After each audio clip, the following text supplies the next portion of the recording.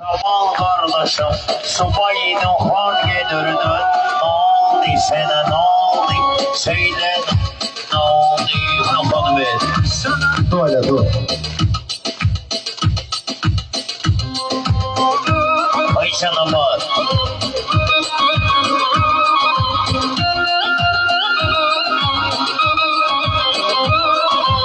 Alkışlar sınavı, alkışlar sınavı, şair durar ayağı, beyin dostlar kardeşim, neysin gelmer kabağa, ne oldu size ne oldu, söyle ne oldu ne oldu, işte narağla biski. İşte bu diski, ben boş veren kardeşim, ona değiller bayram miski. Ne oldu sana ne oldu, söyle ne oldu ne oldu?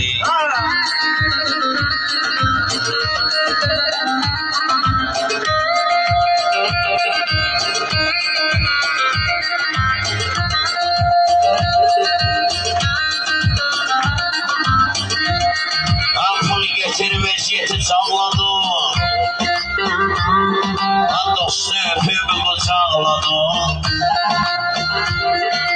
Benim değerli kardeşim, elleriyle söhbeti bağladım. Ne oldu sana ne oldu, söyle ne oldu ne oldu?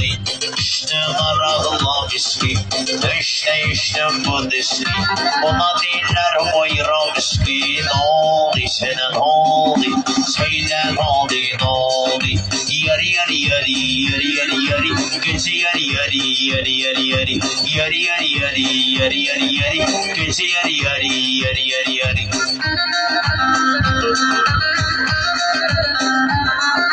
Ben ne arzu diliyorsun,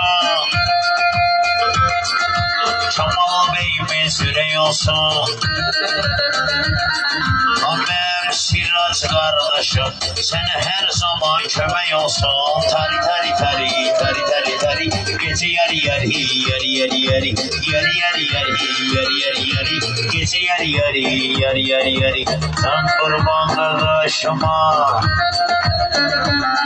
o da ne garip şabaşıma.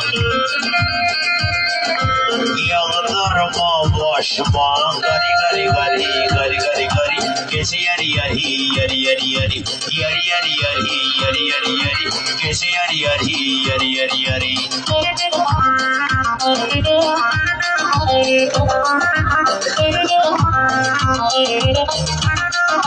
Hanelerin hanesi, açığını gemhanesi, Çamal benim kardeşim, bizim bayram ölse de bayramın meyhanesi.